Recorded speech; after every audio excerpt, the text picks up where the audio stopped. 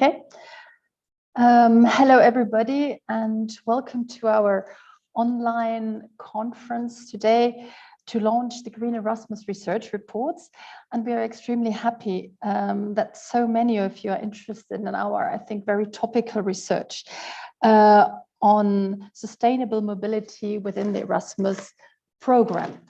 So today we start with a short presentation of our Green Erasmus project by Paola Di Marzo, who is the project officer at ESN. And she will be followed by two presentations of our first research outcomes. First, Georgios Karaiskos from the ULB, and then Helena Alves, who from the European University Foundation. After that, we have time for some questions and answers related to these two presentations. The Q&A will be followed by a roundtable with panelists who will be presented by my colleague Wim Gabriels, the director of ESN, later. And then the conference ends with an outlook on the further actions of the Green Erasmus project that will be presented by Paula, Lucas Schauern from the University of Cologne, and Wanda Bijs from the European Students' Union. So before passing the microphone to Paula, I would like to ask you to share some basic rules, because we're a lot of people here in front of our screen, and so please keep your microphone off. We'd also appreciate if you turn on your camera when you're in exchange with us. And if you have any technical issues, please write to us via the Zoom chat. So for the question and answers, we use the Slido system, and so you can join Slido either at the address put down here, slido.com/GE_launch, or you can simply take the use the QR code. Okay, so thanks a lot, and I pass the floor to Paola. Thank you very much, Anya. Thank you to all of you for attending this event. I'm quite excited and honored to be here with you. My name is Paola Di Marzo. I'm project officer at ESN, and I coordinate the Green Erasmus project. So I will briefly introduce the project to you and the consortium. The project is a 28-month project under the Key Action 2 Strategic Partnership of Erasmus Plus program. The consortium of the project includes 6 partners: ESN International as coordinating organization, 2 other organizations from Belgium, European Students' Union, Université Libre de Bruxelles, and then 3 organizations from Germany, Luxembourg, and United Kingdom, respectively TH Köln, European University Foundation, and Students Organizing for Sustainability in United Kingdom. The goals of our project are 3. Increase the importance of sustainable internationalization across Europe by defining why this is important and by which means this is possible. The second goal is decrease the negative impact of the Erasmus Plus of environment. And I wanted to stress that our project does not focus only on travel habits, but on all the aspects related to an Erasmus Plus experience, mobility experience. And the last but not least goal is to empower students to be the agent of change. What can they do to fight against the climate change and to fight for the environment? We have 5 expected results that we call intellectual output in our jargon. The first, the research on student habits. That's the report that we're going to launch today, and it will be presented by Georgios Karaiskos from Université Libre de Bruxelles. Then we have the handbook for sustainable internationalization, and Helena Alves from the European University Foundation will present the first part of this handbook. So the higher education's institutions' good practices, while we are still working on the workshop manual. Luca will talk about the toolkit for sustainable internationalization for students that will include an online platform and a petition.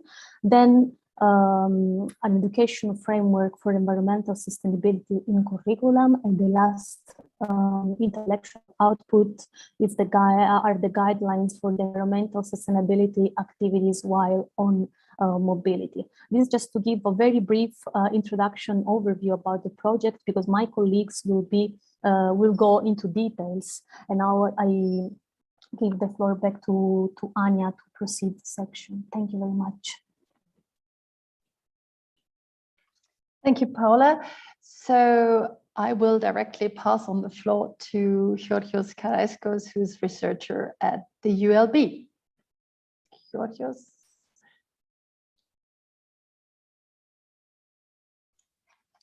Thank you very much, Anya.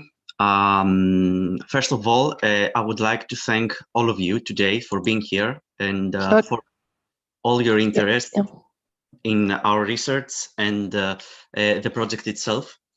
I will start from my part with presenting the Green Erasmus survey with Erasmus students, Erasmus Mobility students, a big quantitative survey that was concentrated on the experience, the holistic experience of Erasmus Mobility students and their habits.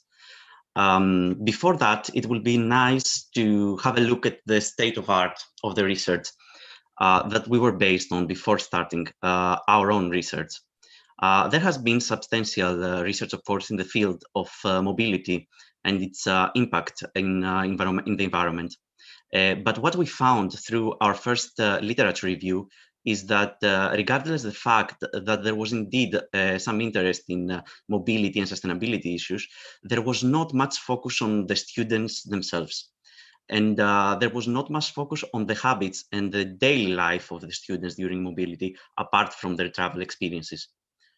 So what we did here is that we tried to concentrate it on the aspect of the student, on the point of view of the student, and also trying to provide the criteria, the barriers, the factors that impact their choices when we talk about their travel choices, their consumer choices, or their everyday life during the mobility. So what we did, as I explained before, we implemented a big online survey that was responded by over than 10,000 students. It was implemented during a period of 3 months between March and June of 2021. And the areas that we aimed to research, as I told you before, was the habits of the students, do a whole mapping of their everyday life during mobility, and the comparison with their everyday life during at home. Also explore all the barriers and the factors that impact their mobility, and also have an insight on their beliefs, attitudes, and norms, the beliefs of their immediate environment when it comes to environmental issues, to see how those also impact their experience. Before getting into the actual results, it would be nice to have a look at the methodology which we followed for the needs of the project, of the research, actually. Our research was split into 5 distinctive but also interconnected research areas. As you can see, we tried to compare their experience, their everyday life during at home and on mobility, to track any possible changes. We investigated levels of traveling, of consuming, of their everyday life and habits. We investigated also, when it comes to traveling, the mode of traveling to and from the mobility destination. Also, we investigated their levels of environmental awareness and the role that the university can play for the communication of environmental issues. This was an area that our colleagues from European University Foundation explored deeper and will be presented by Elena also. And we also asked them about the attitudes, beliefs, and norms, as I already explained, in order to see how these factors, psychological factors, actually can impact their choices. We recorded initially over 20,000 replies. Of those, a a bit more than 10,000 were valid full responses. And after a clearance of data, we end up with the number you see here, which is a bit less than 8,000 responses, which were included in the analysis. Our participants were obviously Erasmus mobility students. We had a time limit between the autumn semester of 2018 and the spring semester of 2021. The last 3 years, we can say. Most of the students were between 23 and 24 years old at the time they filled the survey. 2/3 of them choose to identify as women. Regarding the levels of studies, around 2/3 hold a bachelor degree. The rest were master students or PhD students. And the most common length of the mobility was between 5 and 6 months. Here we can have a picture regarding the country of the sending and the host university. Most of the students, like 7 out of 10, come from the countries you can see here, which are the top destination or origin countries. Of course, we can see that bigger countries like Germany, Spain, Italy, France account for a big part of the sample, but also we have many participants for countries like Belgium or Poland or Austria, Greece, etc. And now we will move to the research itself, and we will present you with some selected findings. First, we will talk about their consumer habits and their everyday life, as we can say, sustainable habits. In order to understand better their criteria behind their purchases and consumption, it would be interesting to note at this point that students on mobility, based on our research, tend to have bigger levels of autonomy and independence in their everyday life. They are less likely to live with guardians or caregivers, and more likely to live alone or with other students. As such, there is a bigger percentage of students that are indeed responsible for their own groceries. In order to understand their choices, we ask them about their criteria, the most important criteria that they take into account before buying a product, actually. Here we can see that in both cases, while at home and while on mobility, price and quality plays the biggest role, but we can see that while on mobility, price tend to be more important to students than the other criteria. Also, it is important to note that origin and package reusability as, let's say, the more sustainable criteria does not seem to be the biggest priority for students when they choose to consume a product. Of course, apart from the products they buy, we can see here that they also integrate some actions in their everyday life. Here you can see that, for example, some energy consumption actions like turn off the lights when leaving a room, it's something that they always do. And this is equally important both at home and on mobility. The same applies for I bring my own bag when I go shopping. But here we can see that other actions relating mainly to buy fair trade products or second-hand products and local products are not in their everyday life agenda. Still, we can see that there is a substantial difference between the two levels, and while on mobility, students tend to express a more sustainable behavior when it comes to energy consumption or consumption of specific products. Here we will pass to the next area of our research, which is the travel habits and the travel choices. For example, we ask students, first of all, about the mean of transport they use while going into the mobility and coming back into the mobility. This is an aspect that hasn't been dedicated so far by research, and our data also is in line with the research that has been done so far in the area. We can see that plane, it's the most popular by far mean of transportation when they choose to travel to and from a mobility destination. There is a small decrease when they are returning from mobility destination, though this is an area that we haven't been explored. It might be interesting maybe for future research. And we go to tourism. A large percentage of the ecological footprint of mobility students is tourism, because students on mobility tend to travel.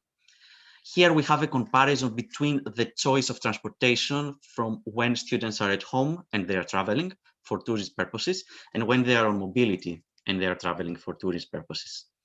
We can see here a bit more variety in the means of communication, of transportation, excuse me, that they choose to travel with. Again, at home, plane is the most important, the most popular mode, and the car it's also very much used. We can see that on mobility, we have other means of transportation, such as train and coach bus, that are emerging in the top positions, while there is a bit of decrease in the use of plane. Of course, it will be dangerous to attribute this to a more aware level during the mobility. When they are using, though, the plane, we can see that another important factor is that they use low-cost airlines. They used to travel with budget airlines, and budget airlines are really popular among students, either when they're traveling during at home or when they're traveling during on mobility. And to have a more whole picture of their travel choices, we also ask them about the daily commuting, the means of transport they use in order, for example, to get to the university. Here we can see that there is a change in popularity among walking and using public transport. While public transport is also widely used while on mobility, we can see a big increase of those who prefer to walk to the university while on mobility. The criteria behind those choices might help us understand better this change. We ask them why they are making the choices while they're at home and while they're on mobility. And we can see here that while they're at home, price plays a more important role. While they're on mobility, it's the time taken to complete the journey or the distance that plays an equal important or even more important role. This can explain to a certain degree why students walk more to their university when they are on mobility. This might happen because, for example, it's usual for students to live closer to the university while they're on Erasmus mobility. And here we go to the other very important area of our research, which are all the socio-psychological factors that can impact the behavior. We have seen and we have talked before about the external criteria and barriers that can affect students' choices, but here we can see the more internal factors that can impact this procedure. And this is the attitudes, the beliefs, and the norms. When we talk about norms, we talk about the beliefs of the immediate environment of the students. First of all, we ask students about their level of concern regarding climate change. We can see here, for example, that there is a very high level of concern among students when it comes to climate change. More than half of them declare that they are very concerned about climate change, and another 40% fairly concerned. Literally, the percentage of students who don't seem to be concerned about climate change, it's minimal, it's very, very small.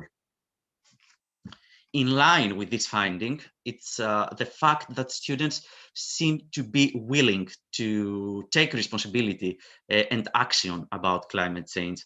We can see here that students don't use to blame others only for the climate change, but also take on their personal responsibility. Almost 8 out of 10 charge themselves responsible also for the climate change, and a similar percentage would like to take, they actually said that they should take more action towards tackling the issue of climate change. And based on the findings we saw before, we show that students actually are concerned about climate change, and also students are willing to take actions. They at least seem willing to take actions. So here we came to identify an attitude behavior gap. Attitude behavior gap is something that we see in research so far and in literature. It's something common actually in the human behavior. To explain it briefly, it's when we are aware that a situation is problematic, we are willing to take action about that, but our actual actions show something different. It's what we also identified in this research. For example, students are very concerned, they are willing to take actions, At least they claim to, but they make some choices that might be a bit controversial towards that direction. For example, we can see how popular plane is for traveling purposes. Also, when they use plane, they used to travel with budget airlines. They don't. They know that maybe this is wrong for the climate, but still they choose to use this option instead of more sustainable options. On the other hand, we see that the students does not seem to prefer that much the fair trade, for example, and second-hand products. At least it's not their first priority. Why this is happening? The research can provide us an answer to that. We can say that as we saw previously when we explored the criteria behind their choices, that there is a series of, as we can say, external factors. For example, like price or distance. They choose, for example, to fly with plane due to the time taken to complete the journey, which is a very important criteria for them. They choose low-cost airlines due to the price. They also avoid buy fair trade or local products, again, might be based on the price. Again, this is assumptions we made based on the results. And we will talk briefly about the role that the university can play actually in the awareness of the students and how the university can impact the students and their choices. We ask, first of all, the students on how informed they are on environmental issues. And here we can see a very similar picture to the question that we ask them how concerned they are. The students are concerned and seem also to be informed. 60% of the students say that they are moderately informed, a third of them very much informed. And again, there is a very small percentage of less than 1% that claim that they are not informed at all, which is actually a positive thing. But in order to understand better their levels of information, we ask them actually, what are the sources that they acquire those information from? And we can see here that it's mainly the web. It's mainly, for example, internet and social media that emerge as the main sources and the most important sources of information for students. We can see clearly here that, for example, internet is by far the most important source of information for students. On the other hand, we can see that other sources, for example, more official maybe sources like the government or the university itself, are less popular as sources of information among students. A bit over a third of our sample actually claims that acquires information from their university. It's still it's not a small percentage, but still in comparison with the information they get from social media or internet, it's still a considerably lower percentage. The good thing, though, it's that 7 out of 10 of our research participants want to learn more actually from the universities. They would like to see, based on the responses, the universities to be more engaged in the promotion of environmental sustainability and in communication of environmental issues. Even further, they are going even further with suggesting some actions that they are not seeing currently being implemented within the universities, either the host or the sending universities, but they would like to see being implemented in the future. As we can see here, for example, students suggest more food, clothes, and clothing donation points in the campus, more sustainable food options in the canteens, food waste composting to take place within the campus. And also, it's very actually interesting to see that 60% of the participants want to see an overall ban of the plastic within the universities, which is something very hopeful and very interesting. So this was just a brief presentation of some selected findings on our research. We tried to give you an overview of our findings in all of the research area we have explored and investigated. You can, of course, contact us directly for any questions you might have, or keep your questions, any technical or practical questions regarding the methodology, the questions we used, our participants, for the Q&A sessions that we follow after the presentation of our colleague, Elena. And of course, I would like to remind you that the research report has just been published on the project website. Of course, we will remind you again at the end of the session, but you can directly go to the report, download it, and have a more detailed overview of our research. Thank you very much once again, and I will pass the floor back to Anya. Thank you very much, Jorge, for your very clear presentation. And as you said, so there's possibility to ask your questions. Again, a reminder via Slido, please. Maybe we can share again the link, Paula, with to Slido for the people who haven't been there in the beginning on the chat. And yes, and I pass directly the floor on to Helena Alves, who's Policy and Research Officer at the European Students' Foundation, and she will talk about the perspectives from the universities, so sustainable internationalization and the higher education institutes. Thank you, Helena. Thank you very much, Anya. Let me share my screen.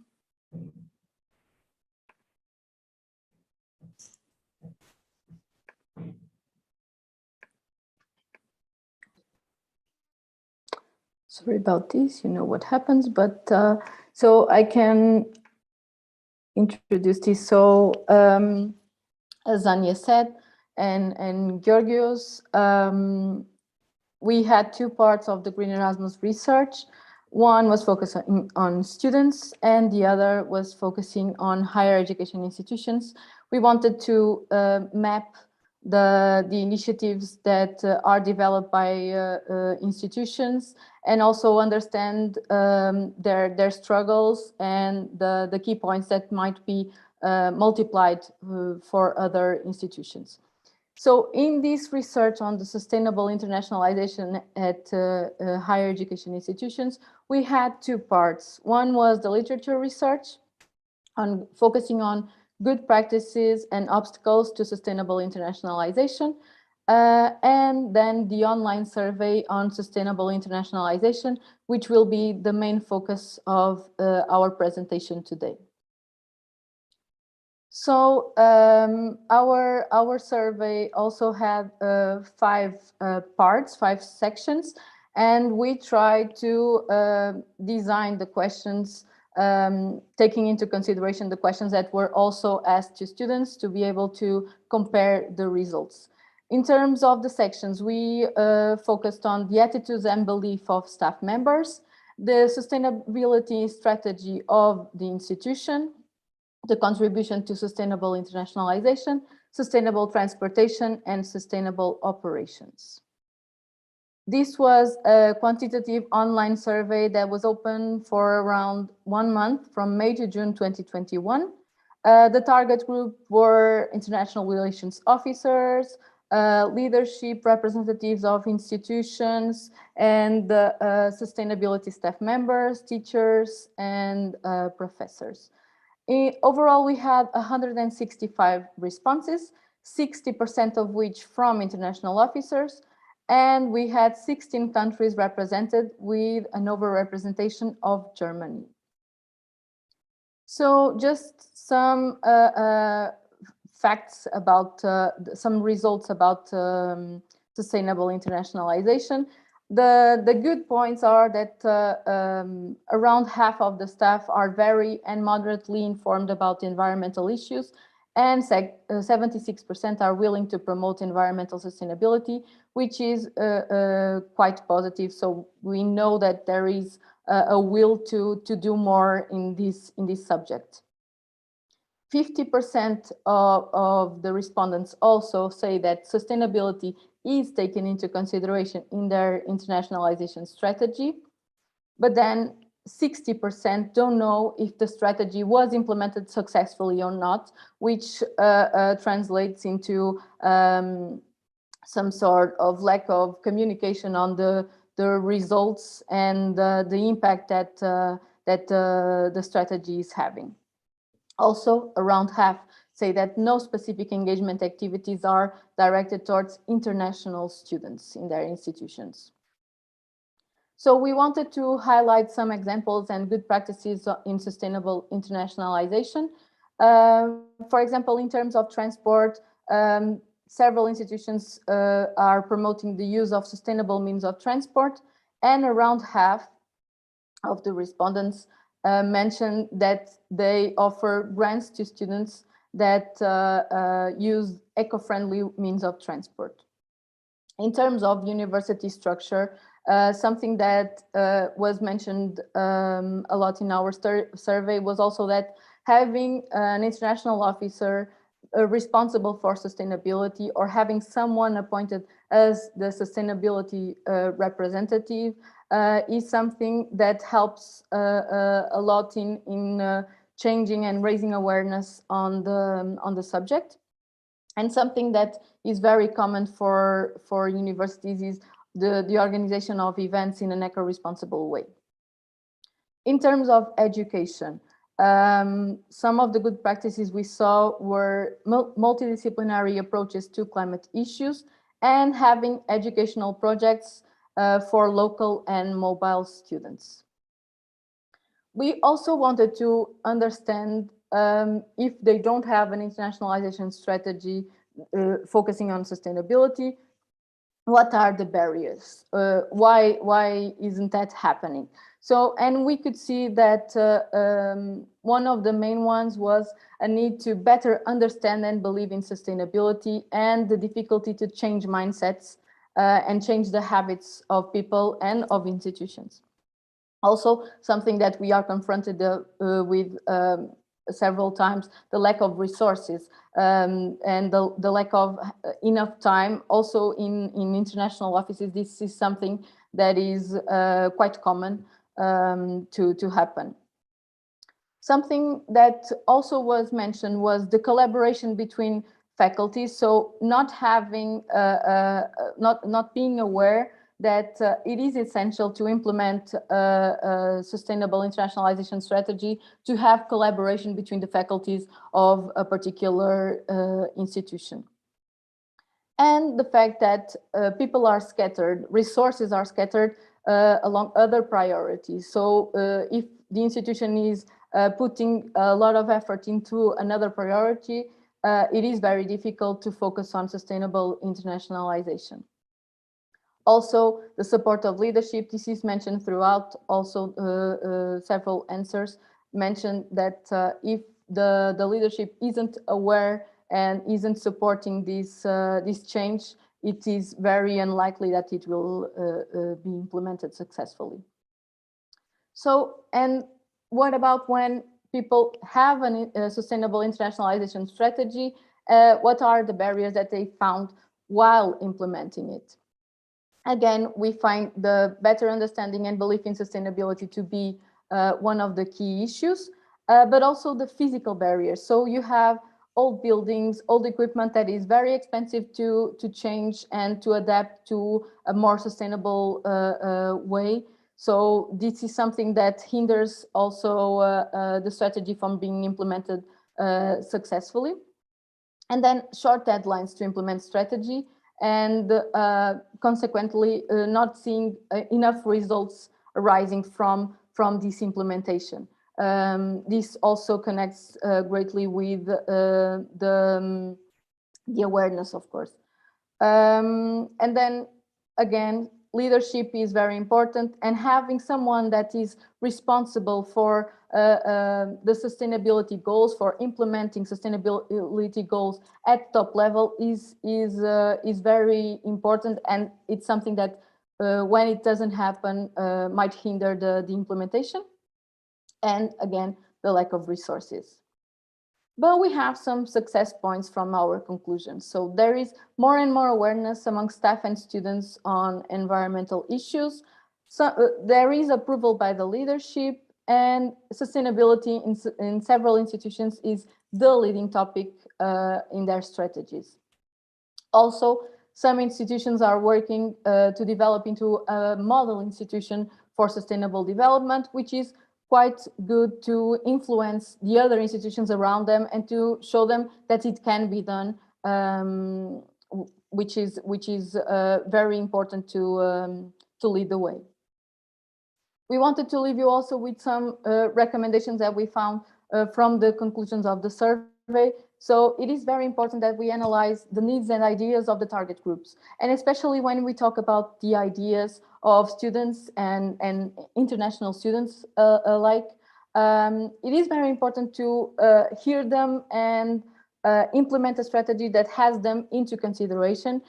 Because if they feel that they are involved in implementing and in creating this strategy, of course, it will be much more successful because they will be doing the work together. Commitment and support by the leadership is essential, and also essential is to find as many supporters, as many people involved in this and that share the word as possible. And then the final one, decreasing the funding of short distance flights and increasing the funds for sustainable travel is something that might have a big impact in the carbon footprint of internationalization in each institution. So thank you very much for your attention and for the questions. Right now, we would like to open the floor for any questions. So as we said through the chat, you have the Green Erasmus Slido. Let me share the screen. I hope you're all seeing this. And so Georgios and I will answer some questions, mainly related with the methodology of the surveys, and the content will of course be discussed in the roundtable afterwards.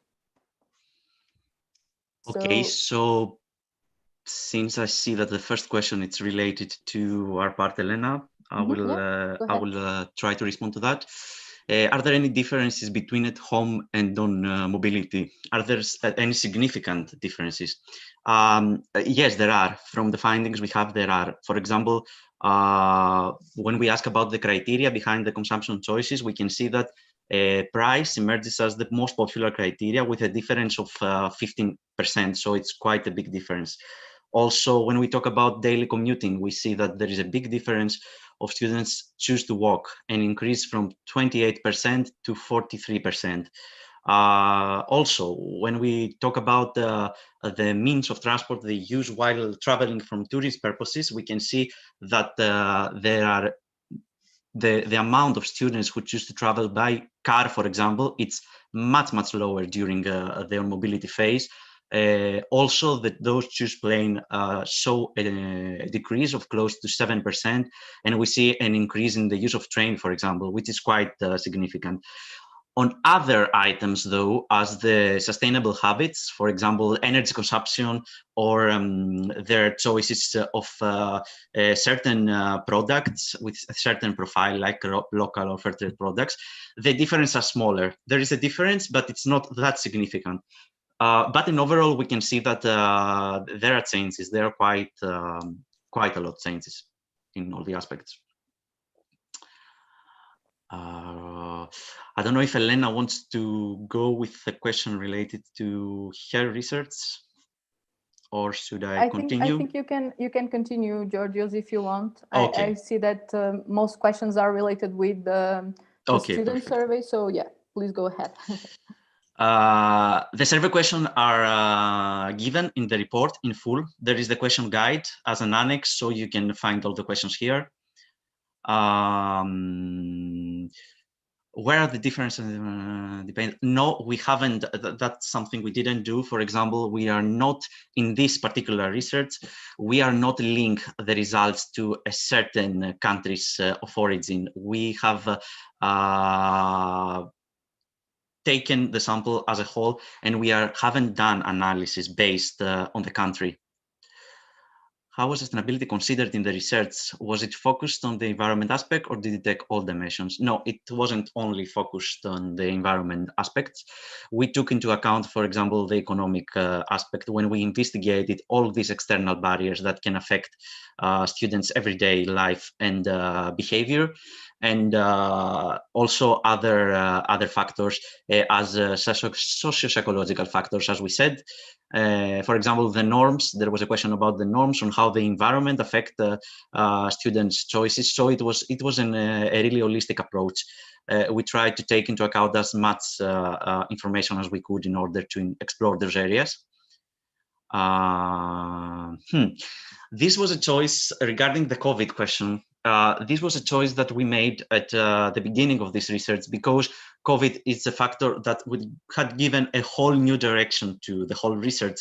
So we try not to bring this on the table, because our aim was to investigate it, those areas regardless of the COVID situation. Of course, students that have been on mobility during the last semesters will have been affected by COVID, but one thing we did when we cleared the answers of the report is that we took into account only students that had physical presence into the country on mobility, that have either been on full physical mobility or a mobility blended, but with physical presence in the country. So we didn't take into account any online or distance type of mobility. We didn't really take the COVID factor into consideration.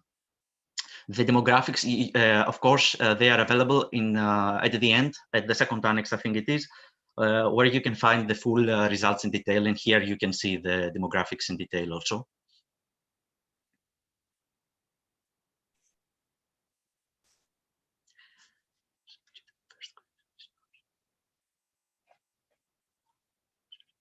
So I can jump in on the question about the differences between higher education institutions in geographical terms. We didn't have that into consideration in this research, also because we had an overrepresentation of Germany, as I said, which accounted for around 50% of the respondents. We have a complementarity in the desk research, which showcases several examples, but they are not geographically taken into consideration. So we didn't have that distinction. Okay, so I guess it's coming back to me regarding the question. Yeah, the mobilities that were considered were only mobilities that have been done during, as in the context, within the context of the Erasmus Plus program. We haven't considered other programs in order to be as much focused as we can. What's the first question? Is not clear. The difference is significantly statistical. To be honest, the change, when you look at the value, it's not that much significant. Maybe it's something, for example, we cannot, the differences in some cases are small. We cannot be safely say that this is much better during the mobility while they are at home. This is something that might be able to be explored more in depth. I can explain that the previous survey, people on the return period were more likely to use plane than in resurvey. This has to do, I suppose, with the sample and the people who responded to the survey. Here we have a much bigger, I will say, sample than the survey you are mentioned here.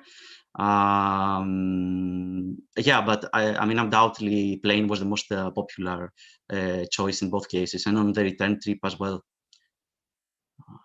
So about the first question, is it planned to create a guide for HEIs on how they could improve and promote their impact on sustainability while promoting and organizing mobility for participants?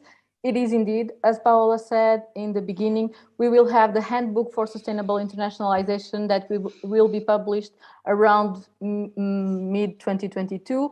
And the handbook will have not only the results of this research, but also and several good practices example, but also a workshop manual that institutions will be able to implement to raise awareness of students on the environmental impact of their choices. So keep an eye on the Green Erasmus website, and around June, I hope we will be able to publish that.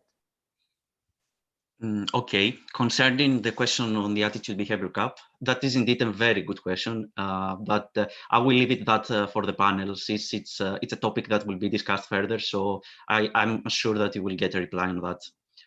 Was the distance of commuting ask taken into account into consideration for working to commuting? Yeah, we asked them about the criteria after the question that we asked the mode of transportation. So in those criteria, we can see that, okay, most of them walk. And when we ask why they choose a certain mode of transportation, most of them said that they are doing it because of the time taken to complete the journey, so and the distance. Of course, the fact that students used to live closer to their university while on mobility, it's something that stems from research so far, and it's an assumption. It's not something that we haven't asked in this particular research. I have to clarify that. And about the comment, I often see these surveys made without considering the topic of inclusion. There are just people who are not able to travel with sustainable transport. Indeed, our survey in particular, we didn't have the topic of inclusion as our main target. It was mostly focused on the sustainability of higher education institutions and the measures that they implement, but we didn't focus on what additional measures can be offered to increase inclusion. We didn't do that, no. Again, I will just leave the questions about travel grants and use of train for the panel discussion, because it's something that it will be discussed here, but thank you for your questions anyway. And about data on whether HEIs have a green office.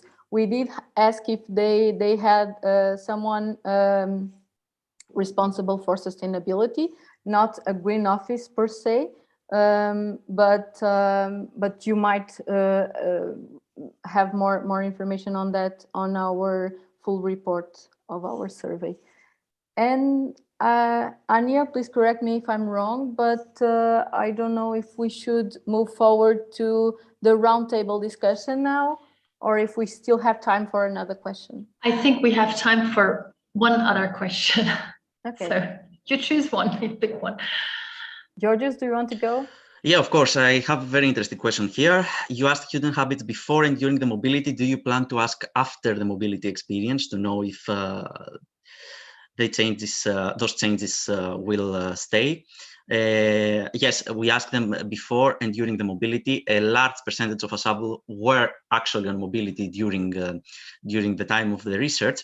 Our scope for this research was the before and on mobility to see the difference. This is another wider scope that of course can be explored in the future. I'm not sure if we can do this for this particular research, because that means that we have to have the exact same sample that we had here, and the survey was anonymous, of course, but it's something that can be food for thought for a future research on the topic. Thank you very much for all these very interesting questions. I think some of them will be debated now in the round table, and you also might find answers for your questions in the reports. So I think it has been, the reference has been published several times in the chat, so you can easily find the report for more details, or otherwise you just get in touch with us and we try to answer your questions. So I pass now to Wim Gabriels, who's the director of ESN, who's the moderator of the round table. So Wim, are you somewhere? Because I don't see on the screen. Yes, yes, Yes, here. perfect. So I'm going to quickly grab the spotlight with the spotlight tool from Zoom, and I'm going to start sharing my screen to also share a bit of a background with you. Thank you, Anya, for the introduction, and thank you, Helena and Yorgos, for the introduction to the research outcomes that will hopefully only be kickoff to the work that we are now currently doing to make mobility more sustainable, and we'll be able to kick off the work that we all together, not only the consortium, but also all the partners and the stakeholders that are here in this call, will be able to further the work. We are joined here today by a series of speakers we invited to reflect on the challenges that exist to make mobility more sustainable. So I'm gonna give all of them the floor, and I need to go into the participants list to give everybody a spotlight. So we are joined with, yes, so we're joined here today by Mr. Marcos Ros, member of the European Parliament on behalf of the SND party, and he's also a member of the Committee of Education and Culture. Mika Saarinen, director of the Finnish National Agency for Erasmus+, Jose Manuel Fernandez Arrojo, head of sector of Unit B4, the coordination unit, who has also developed the green strategies at the European Commission at the HEIs, and Ruben Sansom, the Clean Mobility Coordinator at Climate Generation Europe, European organization that works on environmental sustainability. So I'm going to first give the floor to Jose. Jose, I'm going to give you the spotlight. Or is he being given? Oh, everybody is here in the spotlight already. Great. Jose, would you mind introducing yourself and perhaps also explain the actions the European Commission has done to make Erasmus Plus more green? Hello, I don't know if you hear me. Yes. Okay, perfect. Thanks a lot, Wim, and thanks a lot because it has been really interesting to be during the first part of the presentation of this study. Congratulations on this study. This is a very interesting study, and we take good note. And we will be glad to go more into the detail because we find it is extremely useful for keep improving and with the Erasmus and to have a greener Erasmus. So thanks for the invitation. And just to start, I'm Jose Fernandez. I work at the European Commission at DGEAC in the coordination unit for Erasmus Plus program in the program implementation sector, where I'm head of sector. And just to tell a little bit in a brief what the European Commission is doing to have Erasmus Plus more green. Well, first I have to say that before we started with all this COVID pandemic, it was already a reality, and you can remember that more than 2 years ago already, where there were a claim to do something, especially a claim from our younger generation, and of course the Commission and Erasmus program cannot be has to be part of it and to give an answer to this claim about the climate crisis.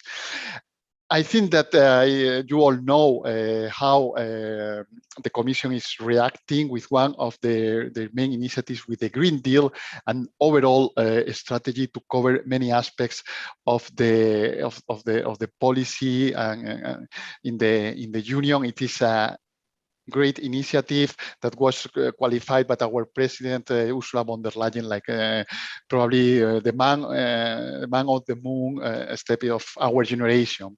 So very, very ambitious step in this sense. And of course, Erasmus is part of it, and we have to be part of it. And for this, and this has been an initiative not only the Commission with the co-legislators. You can see that in the new Erasmus program, how environmental sustainability and fighting against climate change is one of the main horizontal priorities of this new program for the next seven years. The challenge came when we had to translate that into a reality in the program, and I have been part of it. And for this, I can mention, we can develop later, but the incentives for green travel, how we try to help with financial incentives, but also with changing the rules for green travel. But Erasmus is not only mobility, it's much more than this. We think that we have one of the most powerful tools at the European level for raising awareness and education. And this is the great power of Erasmus. So we want that the projects have this also as an horizontal priority. We want to have more projects tackling this fight against climate change. And this is why this is an horizontal priority, but also all the other projects, all the organizations being part of it and taking into consideration when designing their projects, their daily activities. And we want also the organizations, but also national agencies and even us to take this into account in our daily work. I stop here and I pass the floor to my other colleagues, panelists, that I'm honored to be here with them. Thank you very much, Jose, for your introduction. As I mentioned, we were also joined here by Mr. Marcos Vos, a member of the European Parliament. Mr. Vos, can you please introduce yourself and tell us how the work of the committee you are a member of, the Committee on Culture and Education, relates to the Erasmus Plus program and the efforts to make the program greener? Yes, good afternoon, Wim. Thank you very much for giving me the floor, and thank you to all of you, all the panelists and the people who are following this event online. As you have said, I am Marcos Rose. I am a Spanish member of the European Parliament. I belong to the group of the Socialists and the Democrats group, and as you rightly pointed out, a member also of the Committee on Culture and Education. In addition, a few months ago, I had the good fortune to be able to defend the position of my group in the Parliament's report for the future European education area. I would like to start by thanking to the Green Erasmus Partnership for the report on the habits of Erasmus students. I believe that one of the most important topics raised by this report is the strong support that environmental education receives from Erasmus Plus students. According to the results obtained in question number 31, 68% of students agree or strongly agree that environmental sustainability is something which all university courses should actively incorporate and promote. 55% agree or strongly agree that environmental sustainability is something that all course tutors should be required to incorporate in their teaching, and 84% agree or strongly agree that environmental sustainability is something which they would like to learn more about. This links with the objectives of the European Union in general and the CULT Committee in particular to promote an education system that can contribute to the green transition in primary and secondary schools as well as in university education. The most recent work carried out by the European institutions give a comprehensive idea of the importance that environmental education has for us. For instance, in primary and secondary school, the European Parliament has recently approved the own initiative report on the European education area. In this report, we have called on the member states to promote education related to climate change and the ecological transition and to raise awareness of the European Green Deal. In this sense, the green dimension was already included as one of the main axes of the European Commission proposal, explaining that the transition to an environmental, sustainable, circular and climate neutral economy will have increasing labor and social impacts. The Commission has included education for climate coalition and learning for environmental sustainability as the main strategies to achieve this green dimension on European education area. And in a relation to the university education, the European Commission has published recently its communication on European strategy for university, which aims to promote climate and environmental literacy, foster innovative teaching and learning approaches, support universities through Erasmus Plus to mainstream environmental sustainability across their infrastructure and operation, support short learning courses on skills for the green transition, support higher education climate for runners, encourage green village, promote the monitor and the green and blue Erasmus, and support the implementation of strategic research and innovation for Action Plus. In addition to this, finally, on a personal level, last year I had the opportunity to present a pilot project for the 2022 budget on promoting green transition through education and training. This pilot project would emphasize the definition of sustainability content and the recommendation to member states to incorporate it into the academic curriculum. Unfortunately, it was not adopted, but we are very aware of this issue and this topic. So although it did not get an adequate rating to be included in the budget, we will continue to work on to propose concrete examples for the study and application of sustainability and environmental knowledge at different levels of education. So that's all from my side, and I give the floor to you back and to the other panelists. Thank you very much. Thank you very much, Marcos, for your introduction. Mr. Saarinen, can you please introduce yourself and explain perhaps a little bit more about the important lessons and that the report that you just published with the Finnish National Agency has taught you on the topic of Green Erasmus? Thank you very much, and thanks for asking us to be here. Yeah, so I'm the director of the Finnish National Agency for Erasmus Plus and the European Solidarity Corps, and we are a part of the Finnish National Agency for Education. So we also take part in developing the curricula and education in Finland overall, and then we try to integrate international activities with national development activities. So we try to draw this link between EU work and national work. And one of the topics that is, of course, high on the agenda in education in general is sustainability and environmental issues. So for us, this is a key topic, both within the programs, the EU programs and the international cooperation, but also on national level. So during the Finnish EU presidency, we actually had the aim of reducing the emissions of a presidency and also compensating for the emissions that we caused. And we did this for all the meetings. So we both reduced the numbers of meetings and the traveling to the meetings, and we also compensated for the rest. And this gave us the idea that we need to look into compensation schemes and the emissions of the Erasmus Plus program as well. And at the same time, the discussions was, of course, starting in the EU level of how to build in a greener dimension into the new Erasmus program. So it came at an opportune moment. And together with France, the Netherlands, the Flemish Belgian National Agency, Malta, Serbia, we started a project and cooperated with the Commission officials as well. And so Jose and me, for example, were cooperating around this at the time too, and we had some other colleagues as well involved. And we started a study that was looking at accounting, first of all, for the emissions of the program. Nobody had ever looked into the actual numbers of the emissions of the Erasmus Plus program before on a real level. We looked into possibilities for reduction and then compensation. So accounting, reducing, and compensating. And found out, of course, that the Erasmus Plus program does produce a fair amount of emissions. It's not an insignificant amount. We also found out that we don't have solid data. So now in the new program period, we then suggested that we need to collect more solid data, and this is a part of the new program period. We will also grow these emissions. The program will grow about 100%, 80 to 100%. So of course, there is no automatic reduction of these emissions of the program.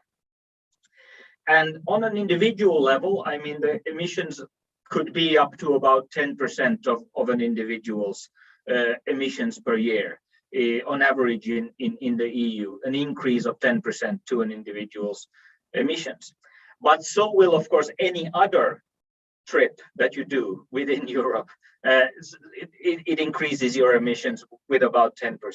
So here the question, of course, first of all is, tourism versus learning, which is more valuable? I don't think we can put them on a scale necessarily in all situations, but from the point of view of the Erasmus Plus program, we see, of course, that learning mobility does have a value, and it should be valued in the future as well.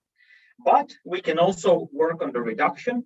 So we can move from air travel to land travel, which of course the new program period also does, and it was mentioned in the earlier presentations. There are incentives for that now. However, to reduce even 20% of all air travel at the moment in the Erasmus Plus program to land travel would mean that all travel under 800 kilometers would have to become land travel. 800 kilometers is already quite a long distance. And we have islands. We have countries like Finland, which is virtually an island in the European sense, because we don't have land connections, by rail to other countries easily, and so forth and so forth. So there are limitations to this, strong limitations. Reductions has to take place, but we realized through the study that that's not the only way. And so we also looked into compensation schemes. And yes, we need to develop over this program period a solid compensation scheme for the program, because otherwise we cannot even try to think that we're working ourselves towards carbon neutrality within the program on any level. However, it has to be done in a rigorous and scientific way, and this is not easy. So it cannot be any kind of greenwashing, which actually maybe some of the airlines' compensation schemes, for example, at the moment could be accused of. I mean, there are elements of that within the programs that are existing among the airlines at the moment. So we saw that this is a complex issue and there's a lot to work on here, and we are happy to take that challenge on, and we want to use this program period to really make Erasmus Plus greener. And I think we have a beginning to that work. And we have 7 years to do the work. Indeed. Thank you very much. I think indeed we have our work cut out for us. And we are also joined here by Ruben Sansom from Generation Climate Europe. Ruben, would you mind introducing yourself and explain why young people across Europe have united in Generation Climate Europe? Yes, thank you very much, and thank you for having me here on this panel. I think it's very important to have a student here too. I'm still a student myself, currently studying an Erasmus Mundus Master in 3 different countries, so I'm very aware of the difficulties students face when trying to travel in a sustainable manner. I'm also, as you said, Clean Mobility Coordinator for Generation Climate Europe. We're a coalition of youth-led networks, of which ESN, the Erasmus Student Network, for example, is one. And we advocate for stronger climate action throughout Europe on a European level. We have branch organizations in 46 different European countries, which includes all EU member states, which we think is very important because we want to represent the youth of Europe as a whole and not just Western Europe, for example. So GCE was established in 2019 because there was a feeling that although there's a lot of youth organizations and there's a lot of organizations that focus on sustainability, there was not one united voice of the youth on climate and sustainability at a European level. So basically GCE tried to change this by bringing together these different networks and engage actively in the EU policymaking process in various ways. So that can be through organizing youth dialogues with the European Parliament or by responding to strategies put forward by the European Commission. We do that in different ways. And what we always try to do is to keep in mind a very holistic approach to sustainability. So we believe that discussions relating to sustainability and climate should not be limited exclusively to committees which focus on the environment, but should also be engaged in debates on different topics such as inclusivity or education. And so for that reason, I'm very happy to be here today in a panel which is about education, it's about sustainability, but it's also about inclusivity, right? Allowing students of all economic backgrounds to travel in a sustainable way. So I hope to have a very engaging discussion with my fellow panelists on that. And I've also seen that a lot of students in the comments have already been posing very good questions.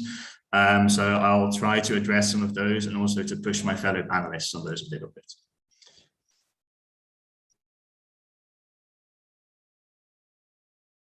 Perfect. Thank you. Thank you so much for your introduction. So the way we're going to move forward is that we will have 3 rounds of discussions. The first one being focusing on student behavior, which was part of the research that was presented before.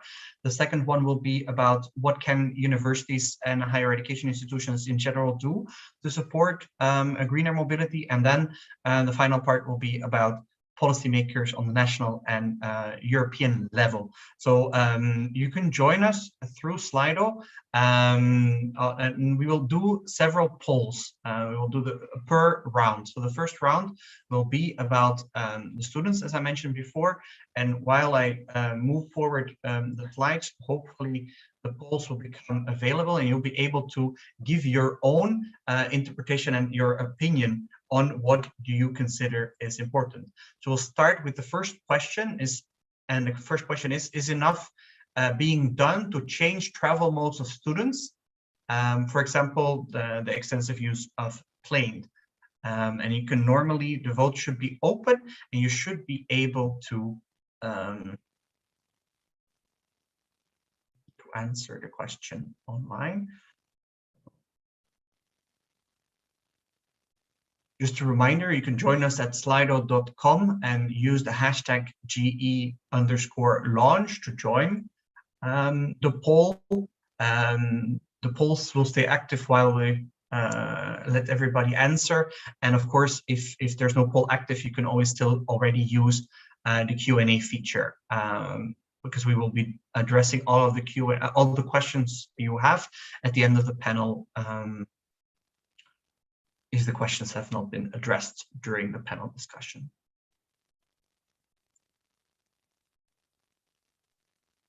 Here we see people answering and we see there's a clear disagreement with that enough is being done to change travel mode of students to, for example, reduce extensive use of plane.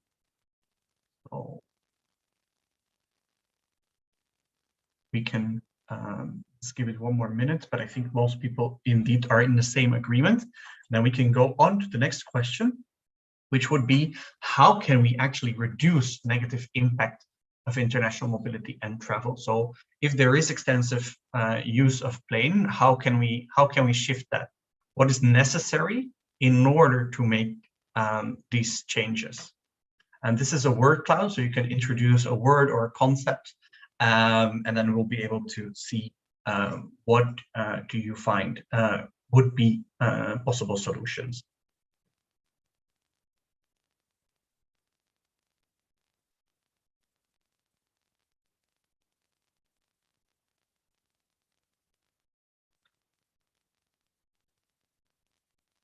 We see better train connections, I think is very in bold. Free train travel, discount for green travel, zero waste trainings, but grants, adequate grants, more research, close proximity. I think it has to do with closer proximity mobility, funding, finance relevant startups in the field, and minimum prices for flights as some of the suggestions that the audience is giving. So I think share examples. I think that's also a very good way of being able to give more ideas to people on what to do exactly for a green travel. And overnight services, night trains get mentioned also quite a bit. So I think we have quite of an idea of what the audience thinks, and then we can go to the panel and maybe ask what can we do? What do you believe are some of the most interesting and important elements from the student survey that we saw? And what can we do to make student behavior or to adjust student habits on mobility? I don't. Who would like to start? I see Mika nodding. So Mika, I'll give you the floor. Go ahead. I can start, and I want to thank you for the study, really, because I like the fact that it had a holistic approach. So it both it didn't just look at the travel between the country you leave from to the country you're going, but it looked at what happens before mobility, during mobility, and after mobility. And it also looked at the whole institution and the curriculum questions. And these are all interlinked questions. And Jose was referring to the same. The Erasmus Plus program, in a way, also provides funding to develop all of these aspects. There's funding for preparation of mobility periods. There are funding for curriculum development. There are funding for European universities. And all of these issues are linked to the question of sustainability and building sustainability into the university structure. And in fact, there's also, of course, funding then for outreaching activity. So connecting the university with the world around, cooperating with business, cooperating with NGOs, and on solving the big problems of the future. So Erasmus Plus is not a research program, but it can have an impact on how universities are working together with other actors in networks to solve the future problems. So I mean, it is good, and I think it was really nice that you have taken also in this still limited survey, but it's a holistic view on all these questions. And of course, there's some hopeful messages of the commitment of students to these questions. This is great. I was a little bit concerned with still the quite low level of students that say that they are very informed of these questions. And here I think we could do much more. I think we could build in much more sort of the educational aspect, both into preparing for mobility periods, but also then in the everyday university activities. And in a way, I also was wondering that could you see in this survey also the divide that we see in society in general, of the ones who fiercely oppose nearly all questions to do with environmental questions, and then the ones who are fiercely pro, and maybe there's some of that even showing here. I'm not sure, but thank you, yes, for the survey, and thank you for the insight it gives to the views among the students. Ruben, yes, go ahead. Yeah, following what Mika said, like I think there's two things that I'd like to point out from the survey, and one is, as was discussed earlier, it's this difference between the attitudes and the practice with regarding to sustainable habits by Erasmus students, right? So we see that even students who are very concerned about environmental issues don't necessarily take the train to their destinations more than those who are less concerned. And now, whatever the reason for that is, it's a worrying thing, right? If students aren't turning their concerns into action, that's not good. But on the other hand, I'd also like to focus on a more positive point, which is that 9 out of 10 students are both concerned and consider themselves informed about climate change. And I think that is a pretty significant note. Like as Mika pointed out, sure, we can still improve there, but it's also something that shouldn't be glossed over, that is pretty high, that 90%. And it shows that students do care and that there is knowledge and awareness present. And if that's the case and they're not turning this into action, and as we see with 3/4 still going by plane, then one also has to ask oneself where the issue really lies, right? Is this a survey about the habits of Erasmus students, as the title says, or is it also, or perhaps even to a greater extent, about the underlying systemic issues which determine, what options students have to engage in sustainable practices? I mean, to give an example, like I'm in Spain now, but I'm in the Netherlands. If I want to travel back home by train, I need to buy multiple train tickets. I can't buy one. The price is about 5 or 6 times that of the plane tickets. And also, if I miss a connection, for example, I currently don't have any passenger rights to be able to take the next train for free, because it's different companies and the tickets aren't. There's no through ticketing yet. So I think these issues show, survey shows very nicely that we can't really rely on students' environmental concerns alone, as honourable as they are. Specifically regarding mobility, we need a transport system which enables students to make these sustainable choices.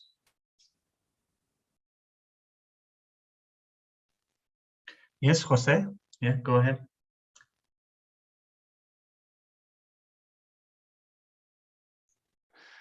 Thank you, Wing. First of all, Ruben, I'm super happy that you are in Spain. At Spain, you make a great choice. I have to say, of course. And I really agree with the comments from my other colleagues in the panel. And just to talk a little bit, focusing on Erasmus, because I have mentioned that we have put in place some measures to engage or to facilitate green travel inside Erasmus mobility. First of all, I have to signal that these measures were included already in the new Erasmus program, where the call was published still in around March 2021. And the second call for 2022 has been published in November 2021.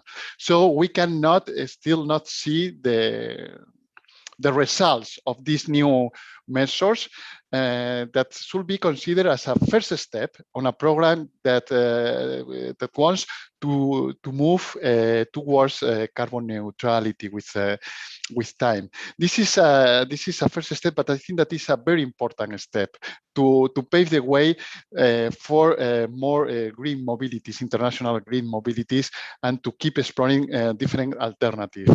I have to mention that we have some financial incentives for those who decided to take green travel, but also we changed the rules so that these people can have more travel days, because moving across Europe with train or bus, it is not always something that you can do in one day, and Ruben has mentioned some of the challenges of this.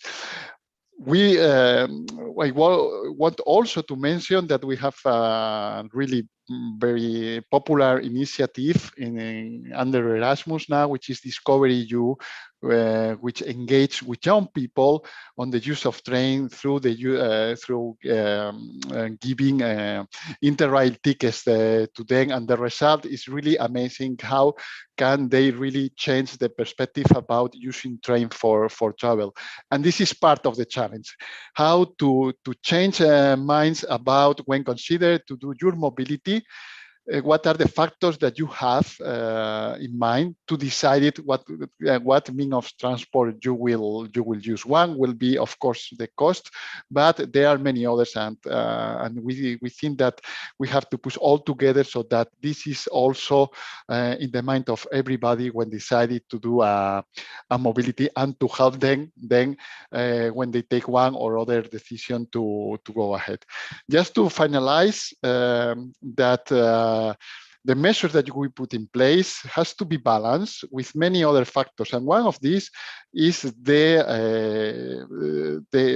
variety of realities that we have across all the Erasmus Plus program countries.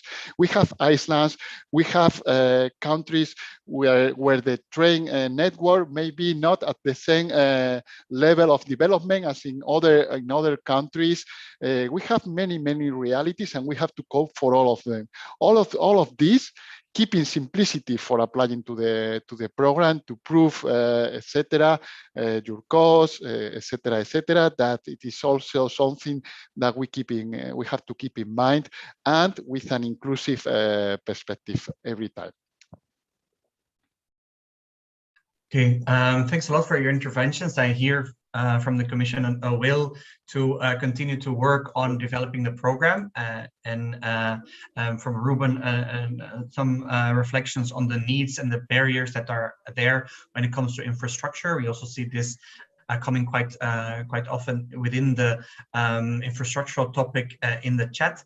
Mr. Ross, you also want to give an intervention? please, the floor. Yes, very short, but I think that one of the things that is most important on the survey I have mentioned before in my first intervention is that the most of the students are worried and agree to incorporate on their curricula the green education.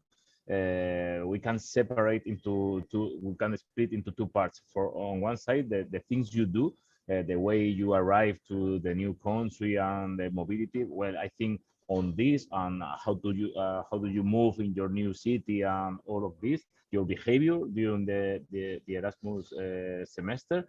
I think we have to be aware that we are now with the recovery plans and we are going to spend a lot of money in the next few years. And the most important issue is the ecological transition, and we are working on a transnational network of railways. We are working on improving mobility, sustainable mobility on cities, and I am a little bit confident that we will spend well this money in this sense. And on the other hand, when you are at the university or in your mobility, I don't think that the university must focus only on your topics, only on your medicine studies or juridical studies. I think we have to incorporate green competencies in every degree, in every aspect. And I think this is also very important because one person never stops studying, never stop forming himself, and I think it's very important to incorporate the three aspects that you have tested on your survey. Great, thank you very much. Now, before we head on to the next topic about the higher education institutions perspective, and maybe Ruben, can you?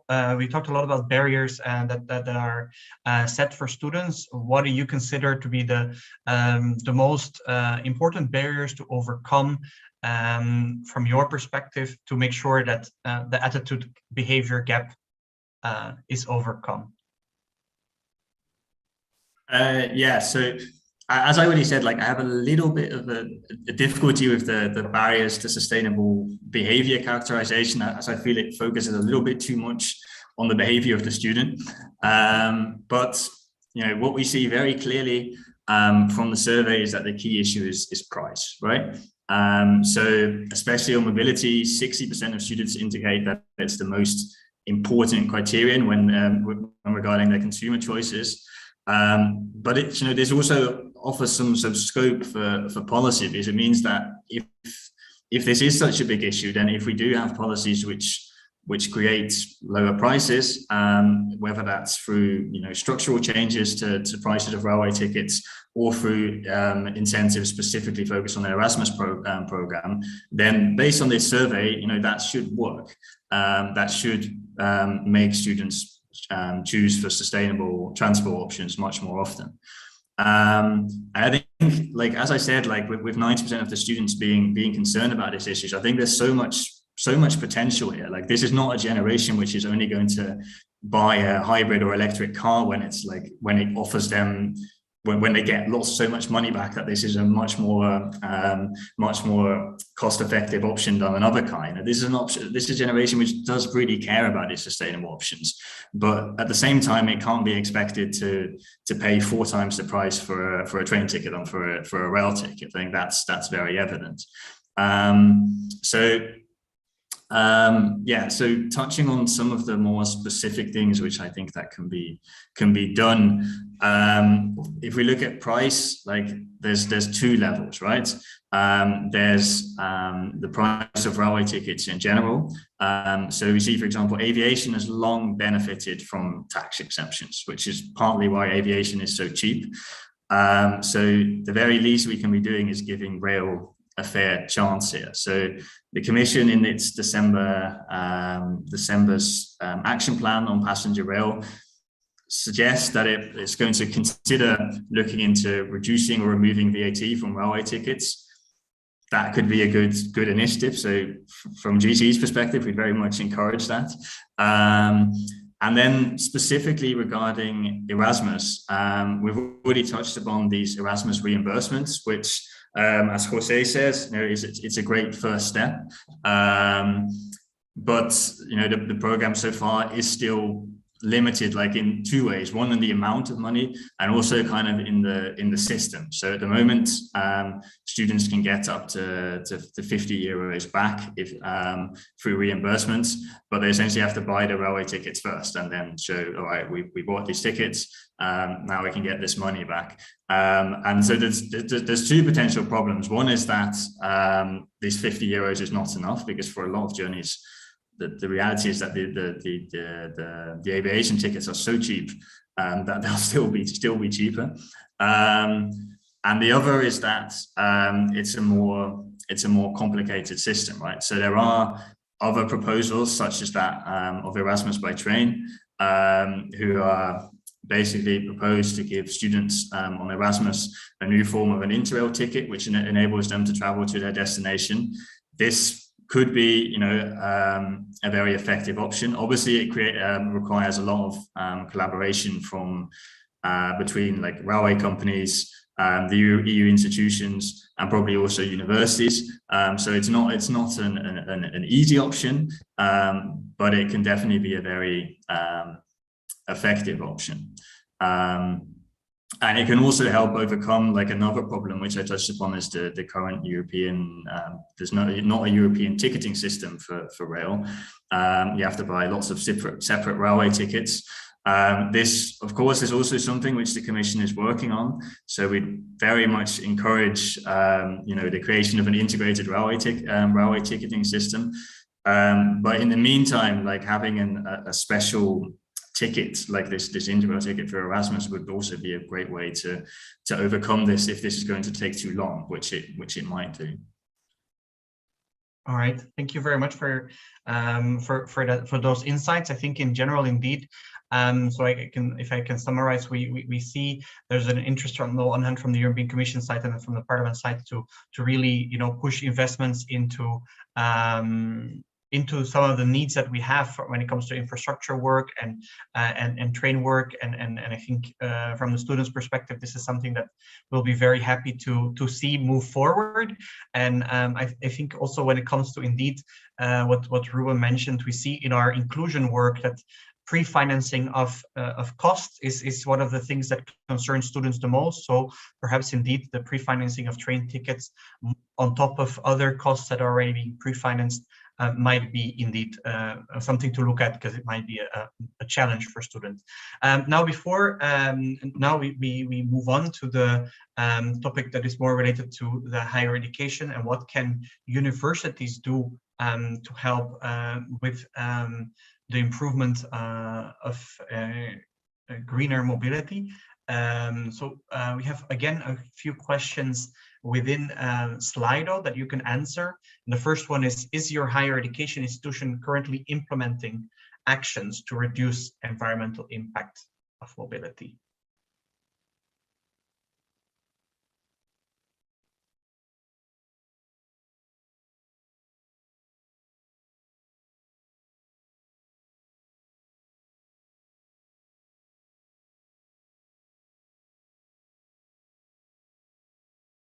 See that around 60% still shifts it still shifts back and forth a bit, but around 55% of institutions say that they are working on implementing actions to reduce environmental impact. Now it's around 50%.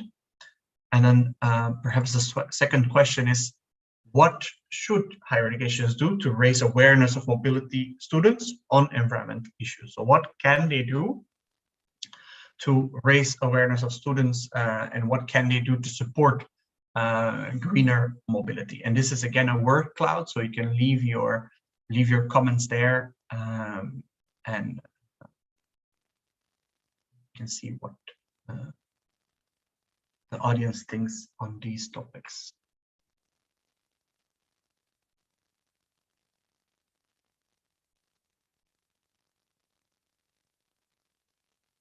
See information provision, a green office, more financial support, mobility duration as a comment. We also see boats which can always be an idea, I guess, to work more with both the ferries, but to signal different modes of transport to students. A sustainability officer to do more online promotion and meetings so that there's no travel. Yeah. Integrated more in teaching and information pack, or more support in the help of planning mobilities. Okay. While they come in,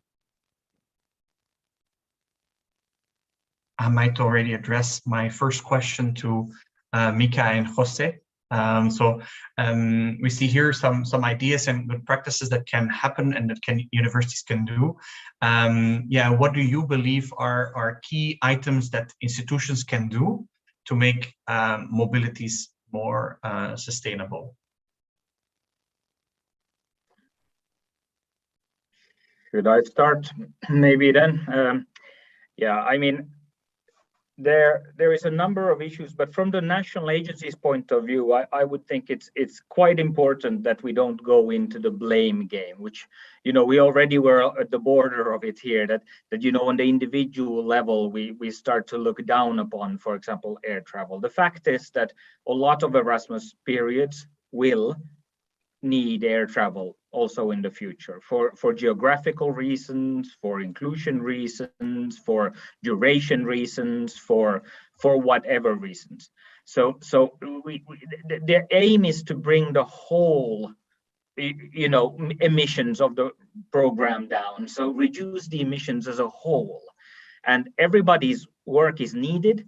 We cannot hide behind the fact that you know, we will still be air traveling, and it's difficult to travel by land, but we cannot play the blame game either. So we need to sort of walk this careful balance. And we need to cash in on that commitment that clearly is there among the student body and build a positive image around land travel. And I agree fully with all the problems related to it, but to hide behind that and say that, well, there's all these problems with land travel, so really we won't care about this, is not the solution either. So instead we need to build this sort of a positive image around slow traveling, reducing emissions and increasing experiences is what we used also in the work of our study a lot. So reducing emissions, increasing experiences, and the travel can be made into a part of the learning experience very well, you know, and this can be done more or less also as a part of the whole experience. Longer durations are definitely important. So not focusing on 1 month, 2 month, 3 month, you know, mobilities outside of the programs even, but focusing on half a year or 1 year experiences, which reduces at least the long distance traveling. And then of course, looking into the local structure. So for example, in Finland, the student housing associations that house most of the foreign students that come to Finland, and a lot of the Finnish students, they have put a lot of effort into greening their activities and educating also the students living in the housing around recycling or you know, buying green products or and buying secondhand and so forth. So they do a lot of good work around that. So there's a lot that is being done, and but we need to build it through this positive positive approach, I think, and not go into this looking into getting rid of every air travel. We will never achieve that. That can't be really our aim. Reduction on the big level is the aim. Okay. Jose? I fully agree with what Mika said. I think that it is important to signal that the main goal should not be to make a carbon neutral program, which is something that we want to go towards this carbon neutral program. But this will not solve the problem. The real impact that we can have in Erasmus is if we change minds about the way that we decided when we do our mobilities, when we take some decisions in our daily life. So if we manage in some way that the person, as I mentioned before, I love what Mika said about slow travel, less pollution. This is what we are now achieving with the Discovery EU initiative, discovering the great part of the travel. It is the experience by itself when possible.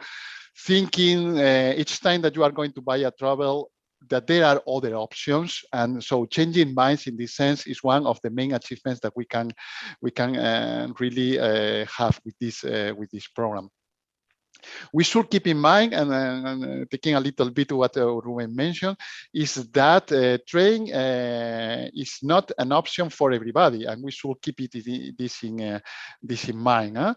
And also that if the Erasmus programs provide a financial aid for the program, it is not designed to cover the entire cost of the program, as the financial grant is not designed to finance the entire experience. It's a co-financing in this sense. But that said, we are now in the first 2 years of the implementation of these measures, and we are already launching a study to see if we need to adapt the levels of these tickets, because at the same time we want to provide simplicity. And I do not agree that this is complicated for the students, because they only have to do a personal declaration that they are going to do a green travel. That's it, and keep the ticket. Another thing is how this can be pre-financed by the universities, and this is something that in some cases I think that maybe even it is happening, because this is something to see with the higher education institutions, and something that can improve for sure the experience. I fully agree with this. And finally, I think that it is very important the local level, because we are talking a lot about mobility, but there are many other things under sustainability.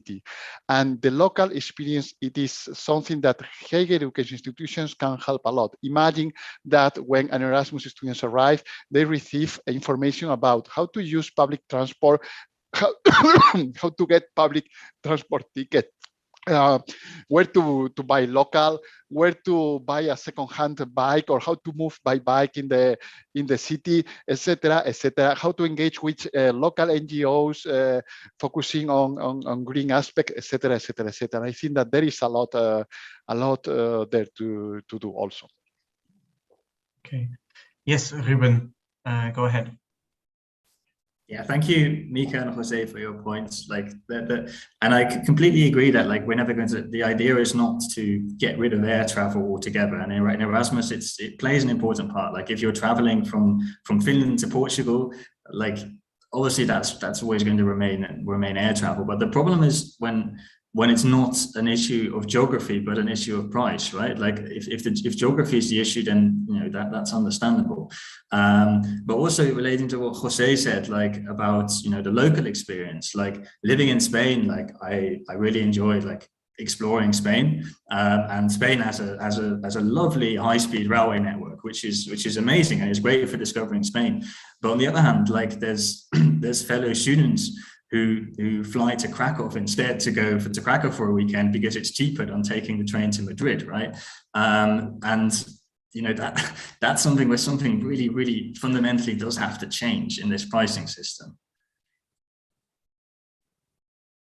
Thank you, Ruben. I think indeed that's a very good point, like instigating slow travel, not only to your destination, but also during, and hopefully that will then also impact their behavior after mobility. Now, in the chat, we also see quite some comments related to the EU Rail idea, and also the comment that Jose made related to the to Discovery EU, which I believe was a pilot project introduced by the European Parliament.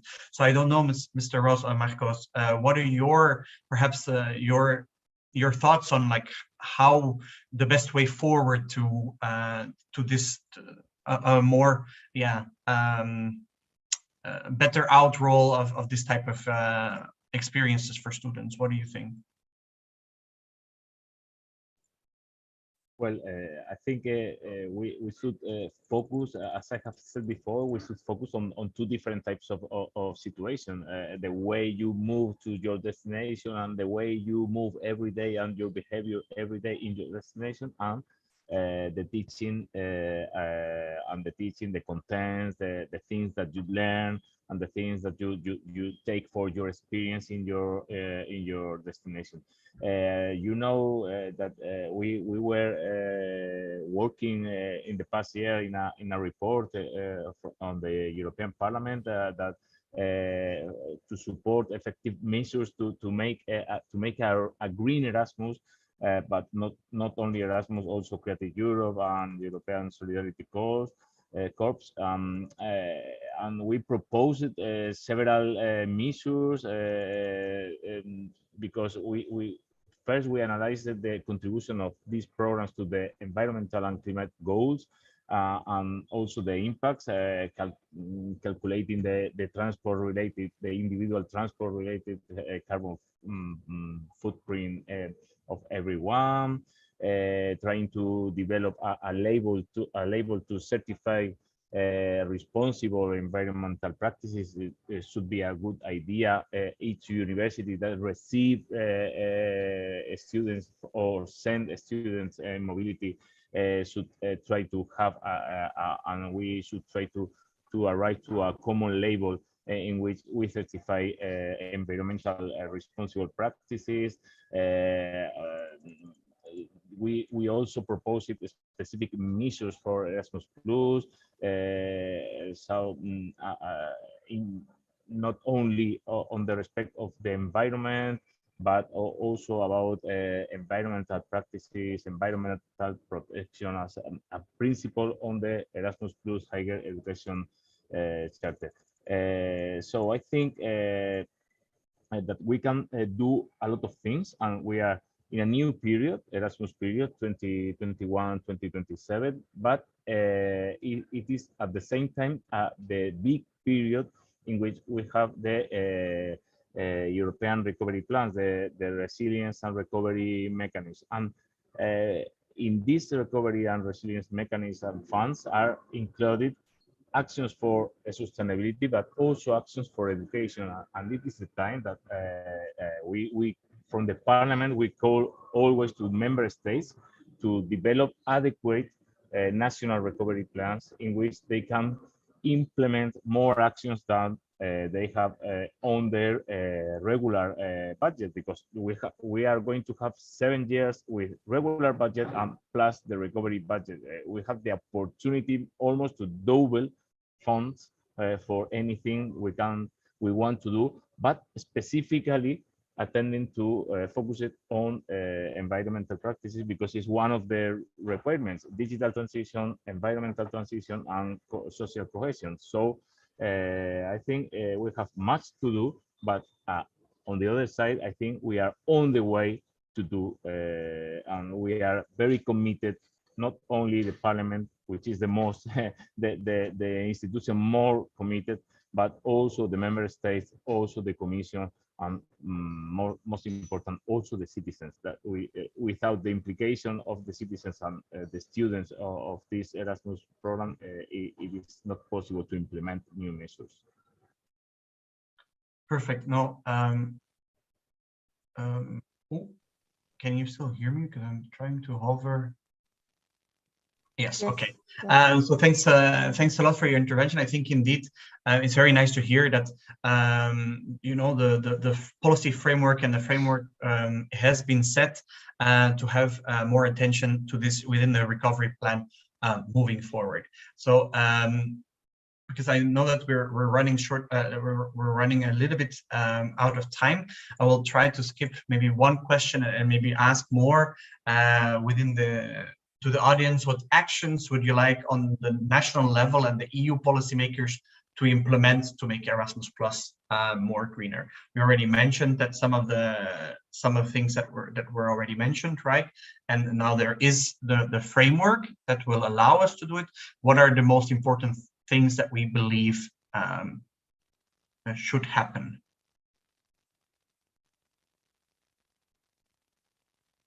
Interrail tickets. first. Taxing low-cost airlines, subsidies, national co-funding, financial incentives, sync train connections,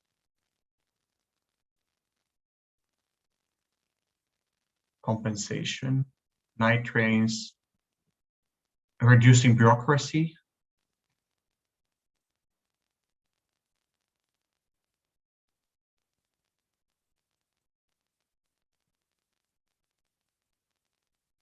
measure footprints. And I think this is indeed one of the comments that was also made in the chat. ESN and EUF, for example, are also involved in another project called Erasmus Goes Green, where we'll build a carbon footprint meter for Erasmus Plus.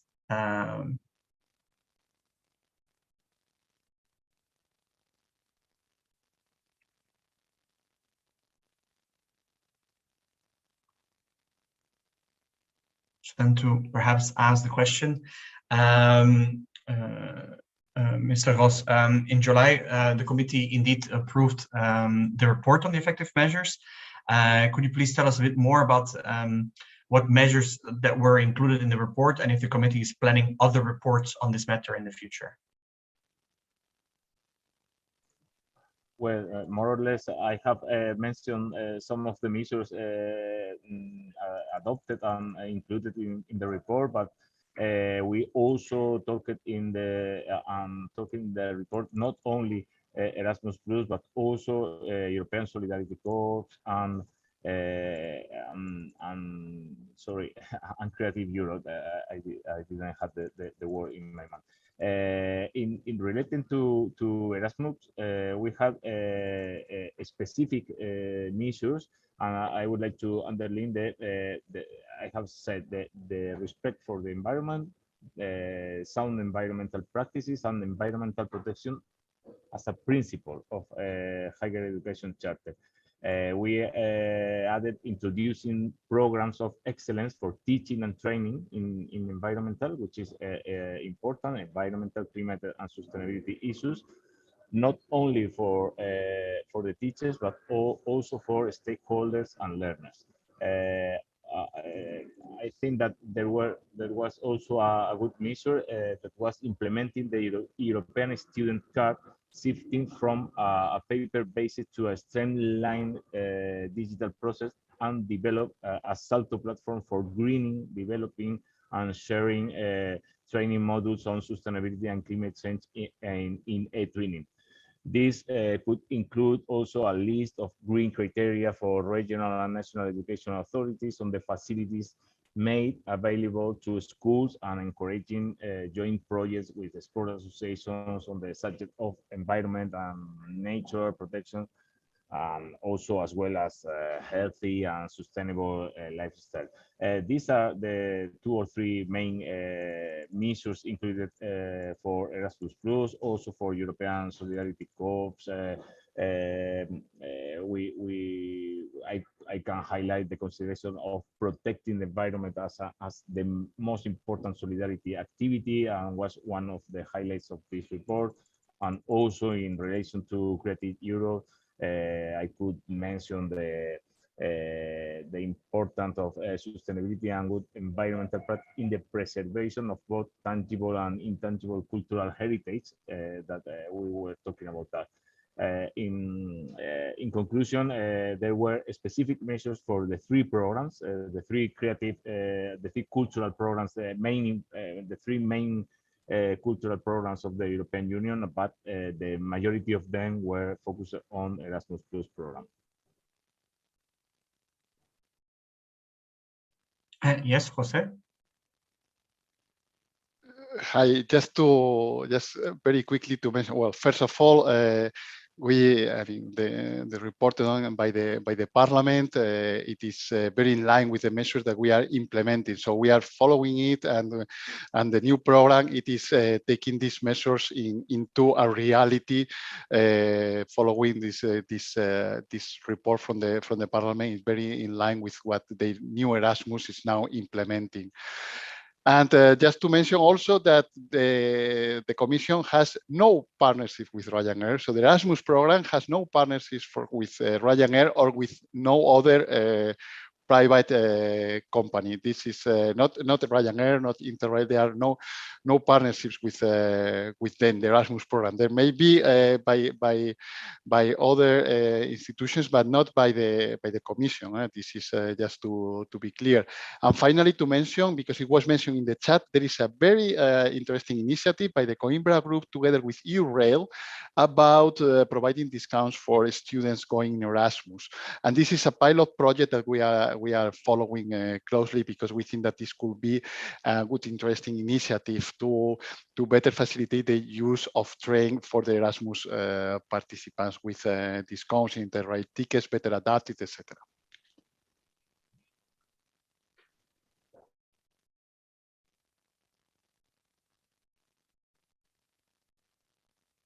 Ruben, do you also want to interact? Yes, can I respond to one of the other questions which is being asked a lot in the chat? Yeah, go ahead. Yeah, so I just wanted to touch briefly upon the Ryanair question, because the issue which is being addressed is indeed not focused on the Commission, but on ESN's partnership with Ryanair, right? So this is obviously a tricky issue, and I think it's quite exemplary of like the problem we face, right? Because ESN has this partnership from inclusivity motivations. The idea is like having this partnership with Ryanair offers opportunities to students of all economic backgrounds to participate in Erasmus. That's the idea behind this partnership. On the other hand, obviously, from a sustainability perspective, it's not a good partnership. So there's this tension sometimes at the moment between inclusivity and sustainability, which is difficult, right? Because these are two things which essentially should ideally be mutually reinforcing, rather than being these two opposing forces, and that's why I keep coming back to the issue of money. But that's kind of the underlying problem here. On the other hand, kind of what I'd like to say, rather than pointing at the money aspect again, is that this is also the kind of area where we need to be a little bit careful as other stakeholders in the field, also not to engage in this blame game, pointing at one another, saying you're doing this wrong, you're doing this right. In the end, in terms of partnerships, I think like there are some great best practices out there, like the Coimbra Group, which has also been mentioned in the comment, is a great partnership, but it involves private actors, it involves universities, it involves students. And essentially, I think these are also the partnerships that we need to be working towards, hopefully with some financial support from the European side. And I think that the potential for that financial support, I hope, is also there if we come forward with good proposals. So this is also kind of a call to action to work together and not to let ourselves be divided by different good causes, sustainability, inclusivity. It's a very, very difficult topic, but in the end, I feel like we need to kind of address this very carefully and be constructive, right? Thanks a lot for indeed that intervention. I think it's indeed the case that it's a tricky thing. And if I may speak on behalf of ESN, of course, I'm not a panelist being here as a speaker, I'm just a moderator, but we indeed have a partnership with Ryanair, and it is for inclusion measures. And I can tell you that this always leads also to internally quite some debate sometimes about the balance between the two, and how can we try to get the most efficient, but also the most, somehow the least effective or the least impactful partnership. In that sense, we try to really focus more on discounting, for example, or getting discounts for the luggage rather than actually like a large money sum, so that when people travel, that they at least perhaps are able to address that they can take their belongings with them rather than the real financial benefits. But yes, it is something that will need to be able to address and continue to address in the future. So I think that's indeed an important item to move towards. Now, I see that there are also quite a lot of questions still in the Q&A. So I suggest that we move there. And I see here, the question that is here addressed in the top is, are there any models on how to utilize slow travel productively, making travel time part of the event? I don't know if there's anybody would like to respond on that.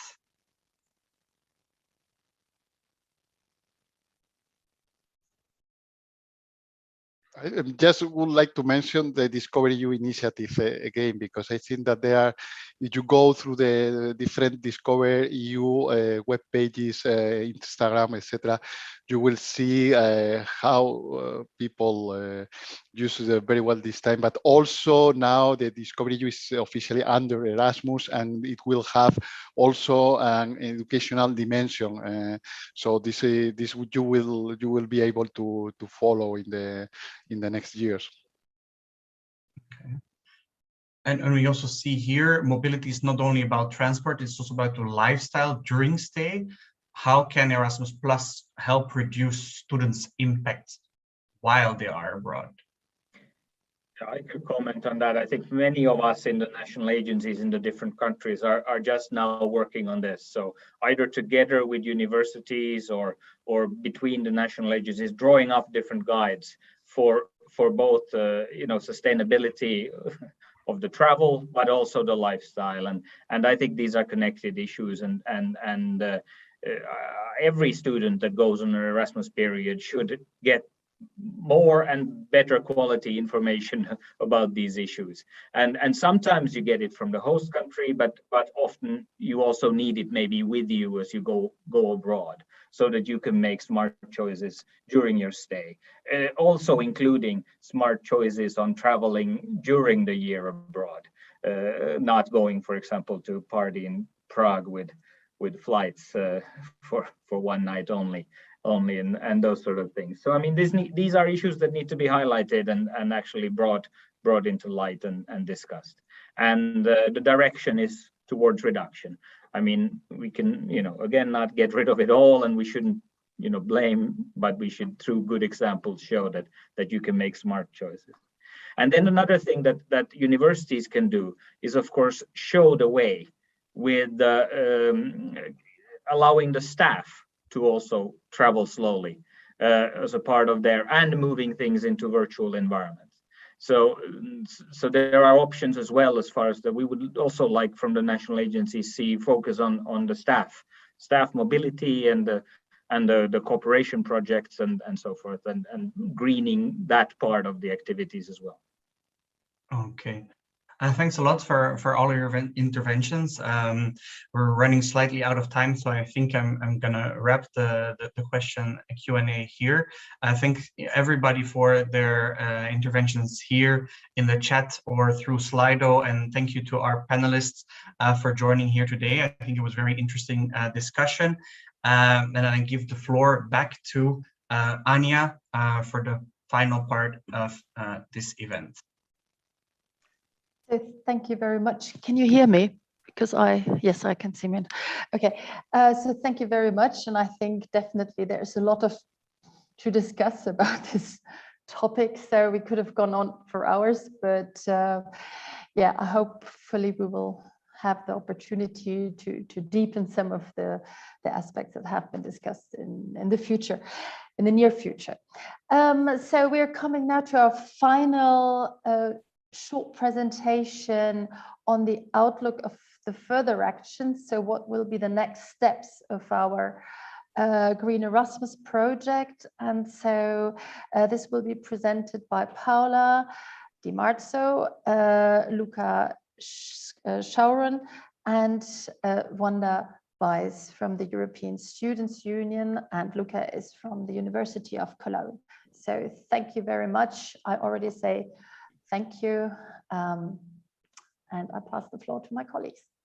Thank you, Anya. So yes, we are going to present the next steps and action of the Green Erasmus project. So today we focused our attention on intellectual output 1 and 2, so the research on student habits, and then on the good practices of higher education institutions. And now we're going to briefly introduce to you about the next action. I will, Luca, you can start with this intellectual output that TH Köln will coordinate. Please, Luca. Yeah, well, first of all, thanks to all the speakers. And yeah, my name is Luca. I'm a design student at TH Köln. I'm going to present to you our topic, which is a student-oriented approach to sustainable internationalization. And in order to cause behavioral change in student actions before, during, and after mobility, TH Köln will implement a student-oriented approach to reach the change in the mindset of the students. And therefore, we are going to implement a platform and start a petition. Through the platform, we want to provide students with information material to raise awareness about behavior before, during, and after the mobility. And the information will be provided interactively in form of games implemented on the platform, and non-interactively in form of written content to the students.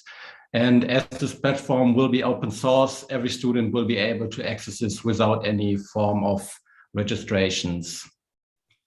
The second one is the online petition and campaign that is also part of the toolkit, and it aims to focus on influencing the values and belief systems of the students. The petition, which will be called My Green Erasmus, will translate the results of the Green Erasmus survey in IO2 to get to sign and support a call for green actions in the Erasmus Plus program. The aim of the petition is to address students' wishes to policymakers in relation to greener student mobility. Furthermore, the petition encourages international and non-international students to engage with this content interactively through social media and on the online platform. And yeah, that was a short impression of our IO3 topic. And now I will give the word back to Paola. Thank you very much, Luca. Now I give the floor with just like ping-ponging the words to Wanda. She will present the educational framework. Wanda, please. Yeah, thank you, Paola. Thank you, Luca. So yeah, I will be very brief as well. So I will just say a bit more on the intellectual output 4 that we are leading as ESU with our partners from SOS UK.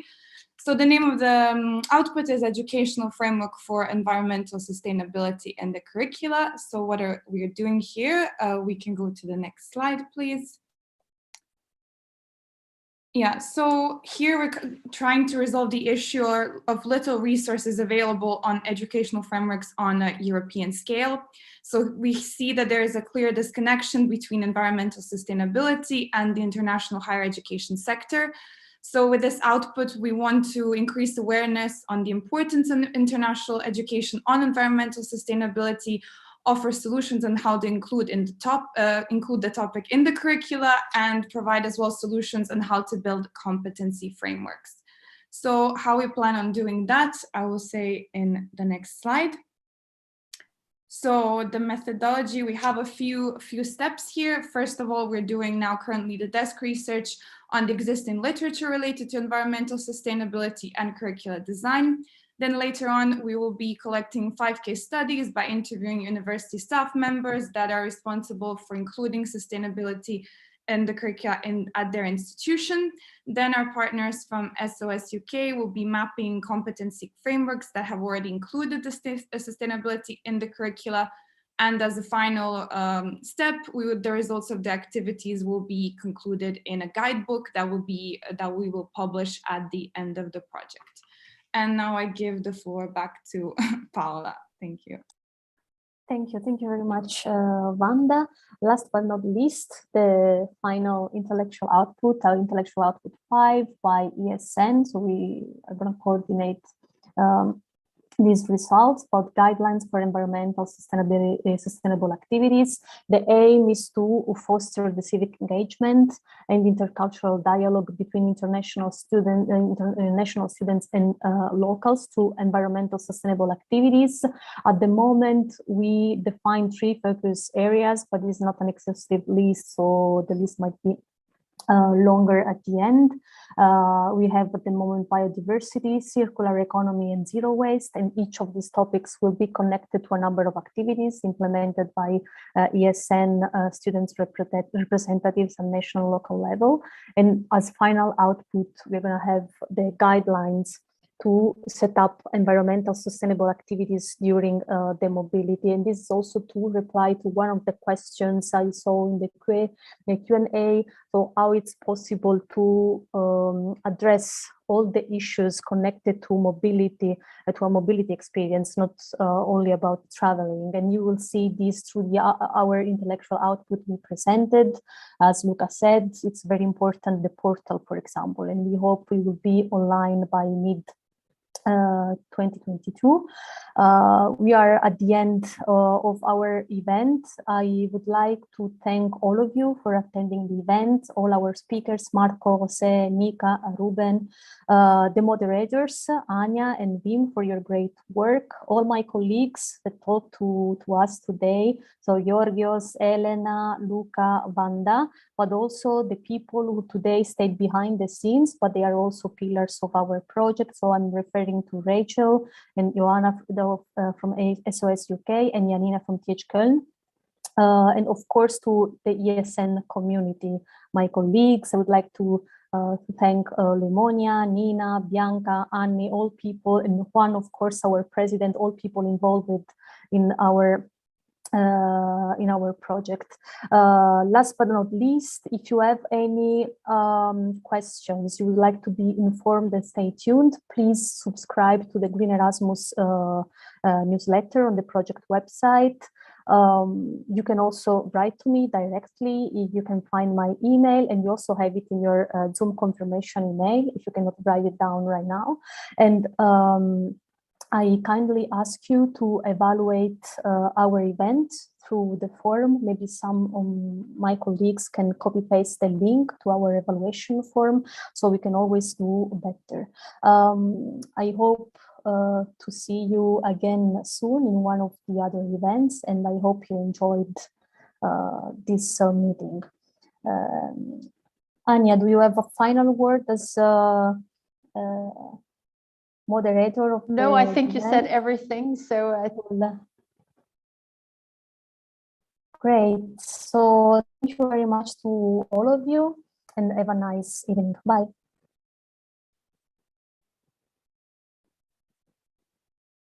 To the next steps, and hope to share the follow-up with all of you here today. So thanks a lot, and have a nice rest of the afternoon and a lovely weekend.